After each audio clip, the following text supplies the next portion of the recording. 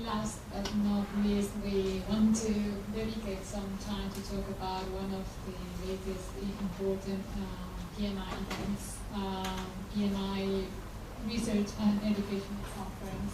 That is, we get an overview from Jean Chambers. Thanks, Jean, for coming tonight and sharing your experience with us.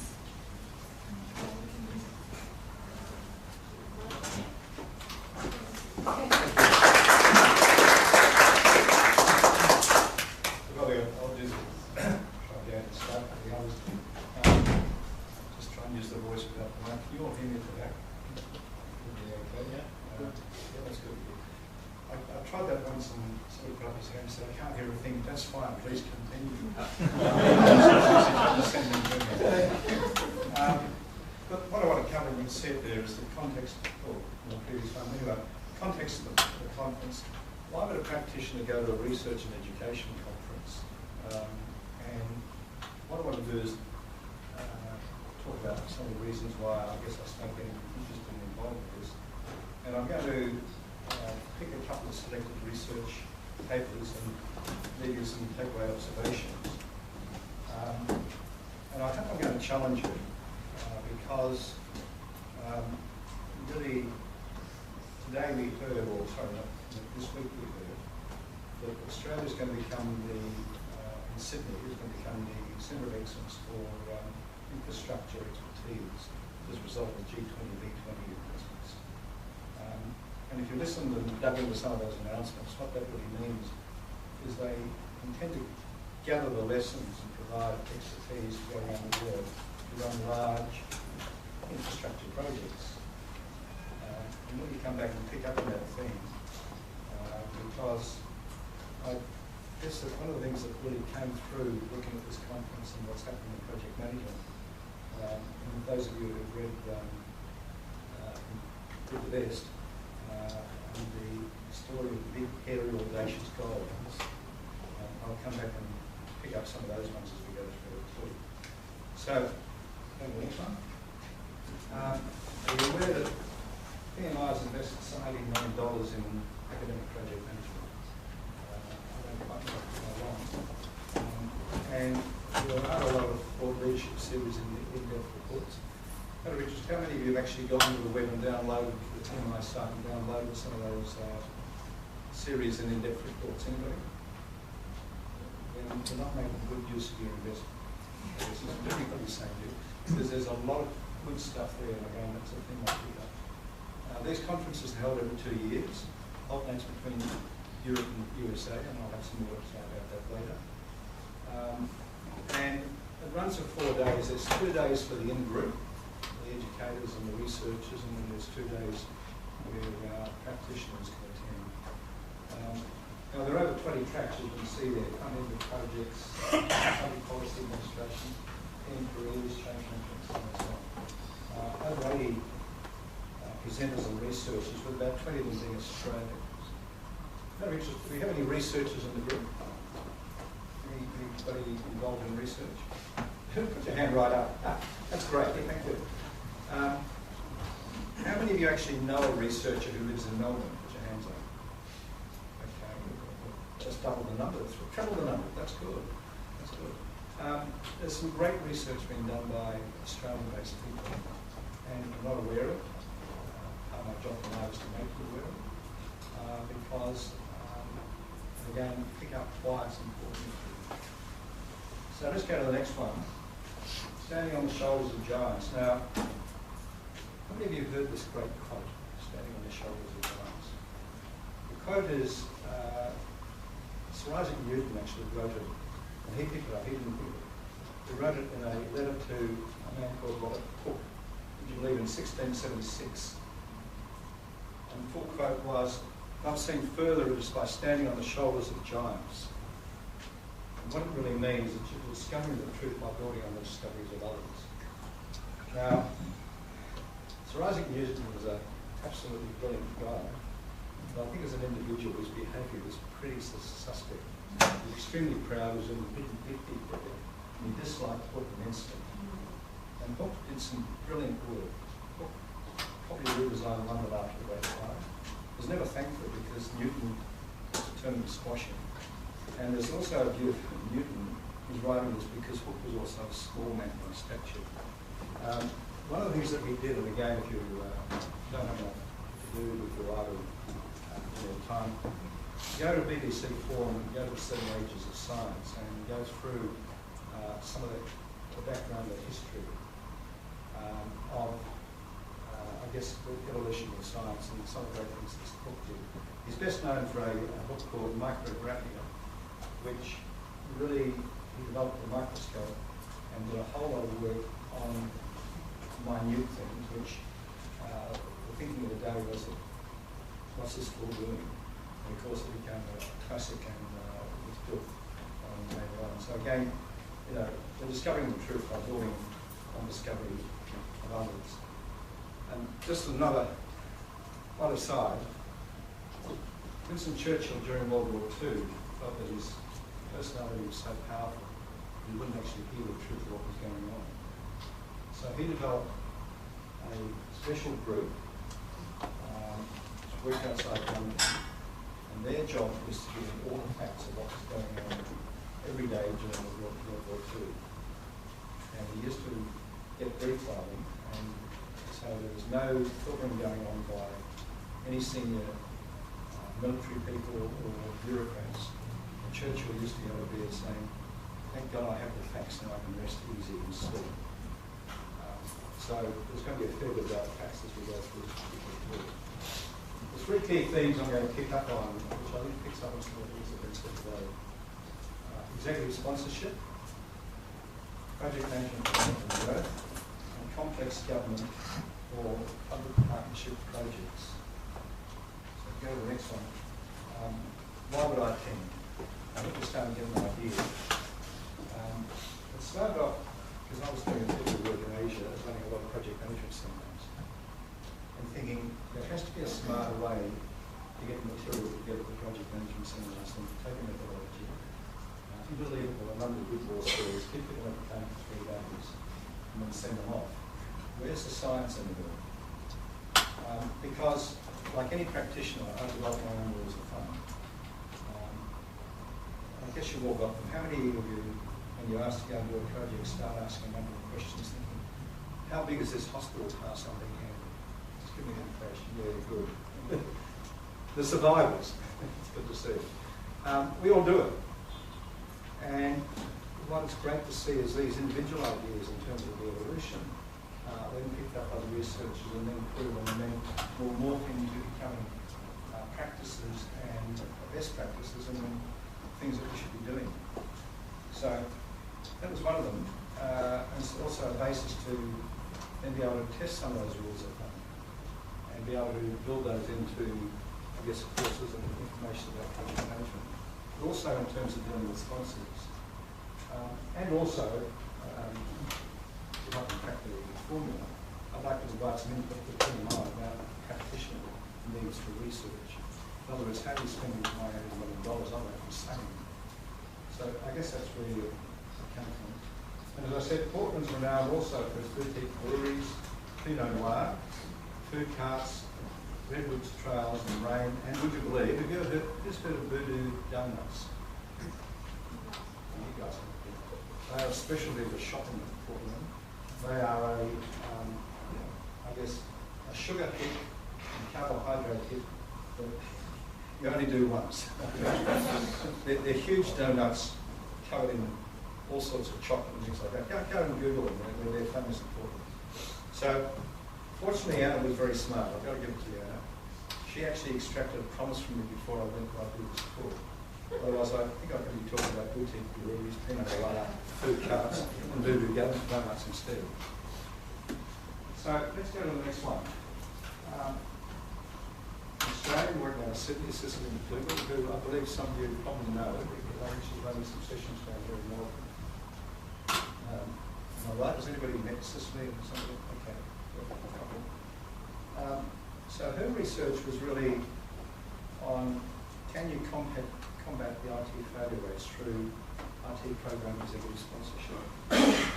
And the answer was a definite yes. Now, I think we know that, we've talked about it enough, and it's good to see it now being demonstrated through research. She actually added to the evidence that executive sponsorship, good executive sponsorship, is critical to successful campaign delivery. In fact, take a quote directly from the paper. It's key to effective change, engage stakeholders and benefit realisation. I think we had a previous discussion. And the start of the paper actually goes through, and this is a theme I'm going to try and avoid. And we frankly have a large history of failed projects, or projects that haven't met their objectives, projects that have overrun in terms of their budgets and also the time.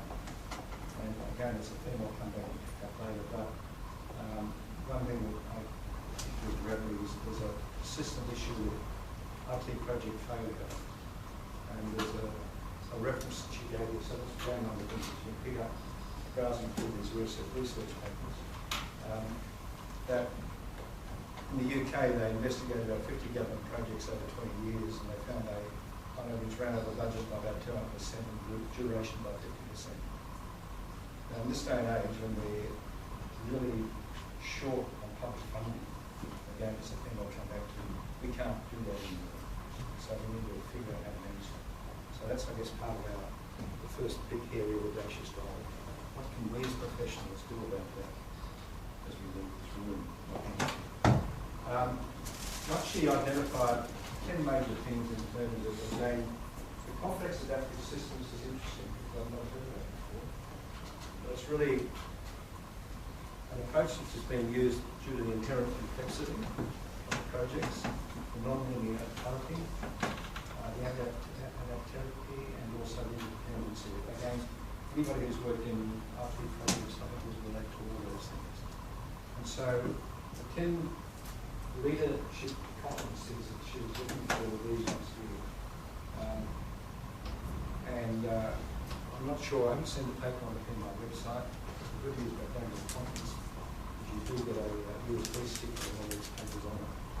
And if anybody's particularly interested, I'm sure she can mind if I pass it on to some good people like me.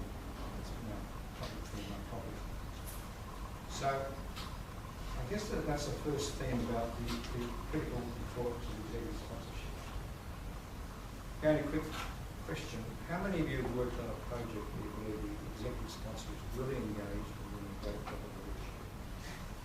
Have worked on one? That's great. Yeah. How many of you worked on one where the opposite occurred? Yeah, it's sort of as I expected. From that, we have a challenge because I think I'd say if you look around, I've got this thing as we go through, we don't have consistency in project management approaches. There's a way to go. Again, those of you who work around, how many of you worked across two organisations where the project management approach was exactly the same? That's about what I expected. So I'll put my hand down to it. It doesn't happen. So getting a project management culture and understanding. Now, how do you like this? I had a project sponsor and say to me, Jim, I only want to work on successful projects. No, I'll shit in trouble. I'm in deep trouble. I mean, that's like, you know, a politician coming and saying, I'm going to send you out to fight this battle in Afghanistan, but I only want to be involved in successful battles. Come on, projects inherently have got risks. I've been working in the IT industry now for a long time. I can tell you I've done no two projects where the technology, the vendors, the people, the stakeholders and the challenges are the same. We are always doing new stuff and we're taking risks.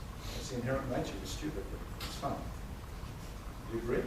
Yes, sir. So they're the sorts of factors that they were looking at came from successful project, successful executives, sponsorships. Let's go to the next one, because this was a bit sad.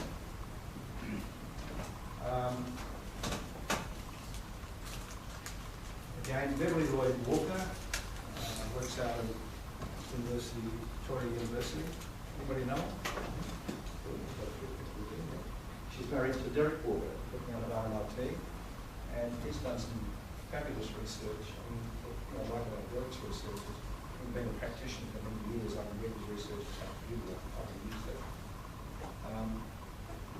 Now, this was two independent teams, one in the Netherlands, one in Australia. And I've got to say that I had to go back to my notes because the research paper was really lacking information in detail. And I decided in the nicest possible way I want to do a fishing expedition about where they would take this research. And I guess my takeaway was, which was a bit gloomy, but very few organisations have got a comprehensive development career plan for their project managers. Does that strike a chord? How many of you are working for an organisation where you can say, we have a great project management career path for project managers? Anybody? I like it to have a job. Well, I'll tell you what, that's better than a couple of years ago. That's good. That's how it is. I like it to have a job. Yeah, there's no other that too. Now, again, I'll ask a question. So, in other words, there's no clear best practice development career path in most of our organisations. I won't say the best ones I've worked in, got that. And that was coming clear from the researchers across the Netherlands and Australia saying, what is a good practice development approach? What do you do? And I found myself casting back to things that I've been doing. And I've got to admit that, you know, when you're a line manager, running programs, your focus is on the permanent staff. And the reality is, probably 70% of your staff are contractors. And you have a conversation with them about what they're going to do to develop their career path. You say, I can help you facilitate your do so that, you know, if you don't develop your career path, your contract probably won't be renewed. But that's the extent of the conversation. Anybody relate to that? Yeah. Now, I'll go back to something else. Any Geelong supporters here? Got a couple. Look, a rule of thumb in the AFL, let me ask you a question. How many AFL followers here? Okay, good. The rule of thumb is that it probably takes between 60 and 80 games for a good player to become truly consistent and probably able to stamp the mark on the game. And those Geelong supporters will remember Tommy Dawkins stamping his mark on the grand final against Collingwood. Any Collingwood supporters here? The heck no. You remember that last quarter? And Hawkins really stamped his mark on the game. And he turned that game. And if you followed that his career, you would have heard the naysayers saying Geelong's wasting their time with him. It's too big, too slow, too clumsy. I think we would have got a Premiership Cup, I said more to you. And I guess my analogy is we're not seeing that same sort of development about, in order to run a very large project, what sort of friendship can you do, what sort of mentoring can you do, how do you grow that, what sort of experience do you need to have? Am I asking questions that have got answers? I didn't get it. So do you think that if you run 80 successful projects, then it's either... Sorry, please. After you run 80 successful projects, as you said about footballers, Yeah. you can become successful PM after that and it's all easy? No. Not a chance. I mean, in this gig, you're only as successful as your last project, really. But, again, I'll divert. It's interesting. If you go and talk to very good footballers, AFL footballers, they will tell you about the grand finals they've lost and the pain that's caused them rather than the ones they've won. Again, sorry, I'm a bit of a research junkie, so one me off. But there's been some fabulous psychological research that the bad outweighs the good. So a quick diversion.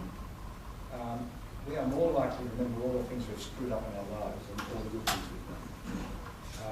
And it's our way. And so what you know how to do is recognise that, because if you really are honest with yourself, you've done a lot of good stuff.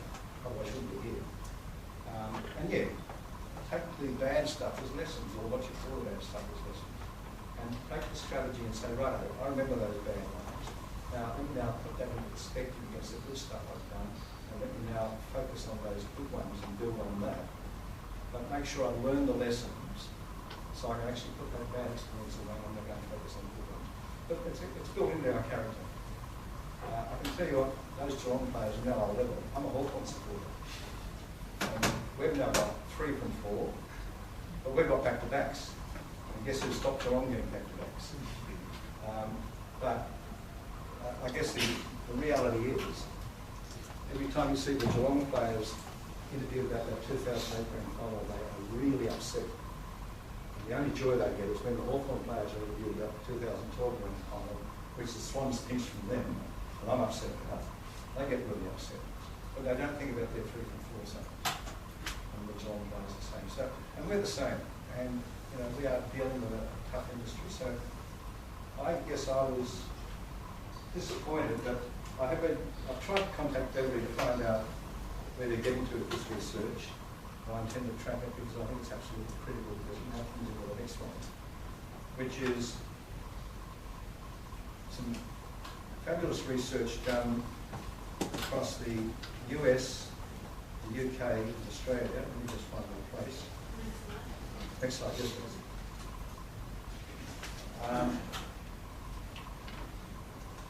Offer Sinquan works out of ACT University. Young Boone, I think, is working out of the US, and one of those is working out of the UK. Anyway, their aim was to provide a better understanding of the key characteristics of large, complex government programs and projects. They examined 39 projects and programs, 18 in the USA, 15 in Australia, and 6 in the UK. You can see them across sectors. The average cost was $13 billion. In Douglas, how many of you have run a project of $20 million or more? Right. Leave your hand up if you've run a project of $100 million or more. You run a project of $1 billion or more? Yes. I'm trying to think how do you organise to run a project of $1 billion? And I guess Ray emphasises part of this problem. So there is an e-book that is available, I think, through the PMO site called Challenges and Best Practice of Managing Government Projects and Programs. There's 90 pages of fairly intense reading there. But if you want to manage complex projects or you get asked to manage a complex project, my advice is to go and have a close read of it. And I must admit, I sat there thinking there's a striking resemblance to the Victorian Ombudsman report. How many of you aware of that one? That was about 2011. They examined 10 Victorian IT projects which had a budget of $1.3 billion. And at the time they examined it, the estimate complete was 2.74. In other words, they more than doubled the funding. And as a Victorian taxpayer, I think, wonder how many schools, how many hospitals, how many roads, how many level crossings we could get with 1.44 billion. And the answer is probably a few. Queensland Health, I guess you'll cross that one too, had a capital budget of 125 million. At the time of the report, there's another 181 million estimated to complete. So, this point of now bringing these things together, we need executive sponsors who understand the risks that we're running. And I'm afraid in our current political situation, I'm not sure we can get to them here. Because I can tell you, I did a little bit of checking with some of my senior public servant colleagues. And I said, how do your friends feel about being sponsors of IT projects? And the general view is they go by 100 miles because if the project goes belly up, then they're really shredded by that. And so here's the other big hairy audacious goal. Until we can get that culture understood within our governments, within our senior public servants, within our governments, we're not going to turn this around. That was one of the questions I asked in class. I said, we're going to present the government numbers. I said, yep. So how will they receive? And they said, oh, thanks very much. Now, Go to the next page. They identified 6 key characteristics of large, complex government projects. And I'm not going to try and go through all this because it's too much. I looked somewhere there, I said it's a 90-page document. But there's 33 pages of recommendations, detailed recommendations, which as a practitioner I'm looking at thinking, I need more detail, I need to understand better what that actually means. And essentially, if you want a summary, I think, well, if you're going to start running large, complex government programs, then you need to have a culture where you understand what you're getting into. And again, I guess the question is, what can PMI do in terms of the leadership to get that message out to those government people? Because until we do, we're not going to start to change to the right person. So going to the next one. Summary, can provide confirmation of the practitioner experience and the rules of thumb that we're developing. And it starts to build up those facts that we can use, that I was talking about earlier, that we can say, this is the way to do it. And so, I don't know how many of you have been in this situation when you stay around long enough, when you have a senior executive who says, this is how I want the project run. And you have to say, well, if you want to run it that way, I'm not the person to do it. Because this is not following some of the basic guidelines of good project management practice. And my advice to you is that you've got to run it that way, then I suggest it's still a project now, saving money. Has anybody been in that situation? It's uncomfortable, isn't it?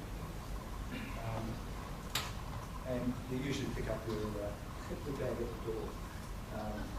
But sometimes, you know, the executives who are credited will say, okay, let's talk about that. So it's sort of very useful evidence, and I feel like preparing for this, going back through some of the research, it's just reinforced that we are getting more large, complex projects. These infrastructure projects are talking in billions, and if we do become a centre of expertise, that opportunity might come to one of you as we run one of those projects. I have some, but there's a lot to think about, and by the way, if you're not somebody on the team, give me a call. I think it's a real basis to uplift our project management training by using those evidence-based materials to actually reinforce the learning. So I guess the challenge I would put to you is, I say we've got a lot of leadership here, but we do want to convince PMI to hold a research and education conference here in Australia. Because I can tell you, I'm not going to be a research junkie, they're a lot of fun, and we really admire and thank the researchers. So thank you for the work you're doing. Please keep doing it, because we're practitioners here. That's all I have to say. I hope you found that interesting. Thank you very much.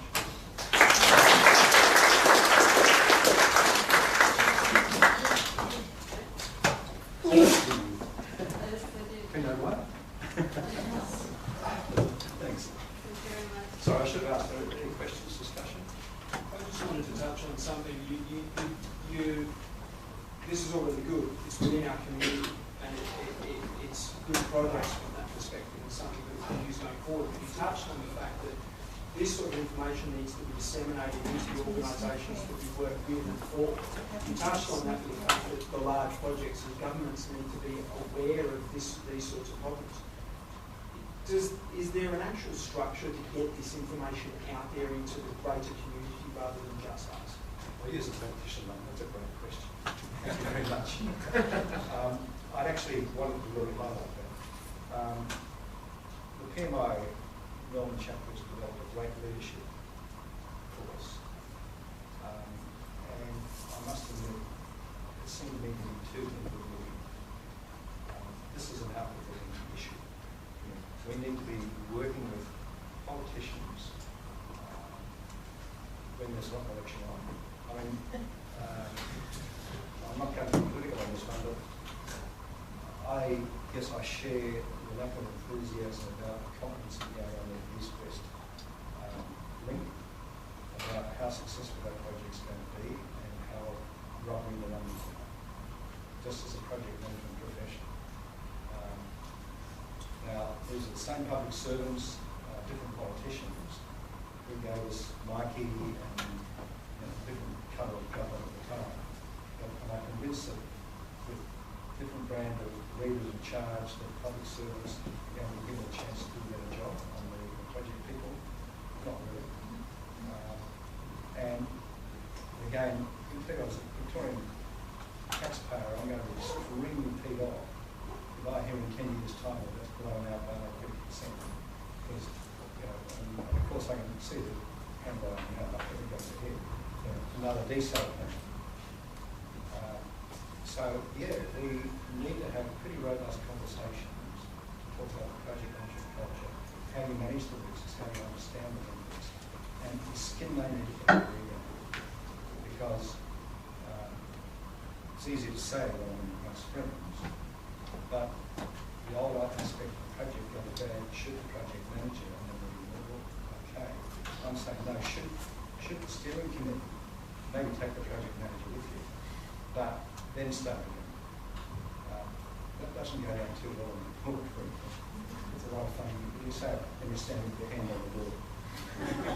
But yeah, we need to be going out and very confident, and this research is now starting to give us, I think, the confidence that we can have those robust conversations to say, hey fellas, you will need to initiate a culture of project management, and we need to be able to define that. Any other thoughts on that? Do you agree? I definitely, and that's the thing, that's the trick, that's why I asked the question, because my current project, the project before it as well, they keep sacking project managers saying they're doing a terrible job.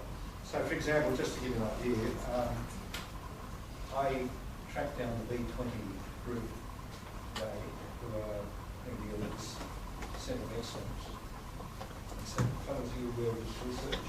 You might like to know about it, because the track record of large infrastructure projects in the public sector across the US, the UK and Australia is pretty bad.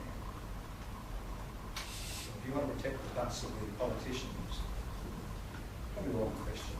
If you want to really stand up and do a good public service job, you've got to get the process and learn these lessons. Now, will they respond to me? I'll let you know. I've given it 5%. But I think, again, I'll put it back on each of you, the job you're doing, start thinking about what you can do. Any other questions? I think it's been long enough, so have a great night.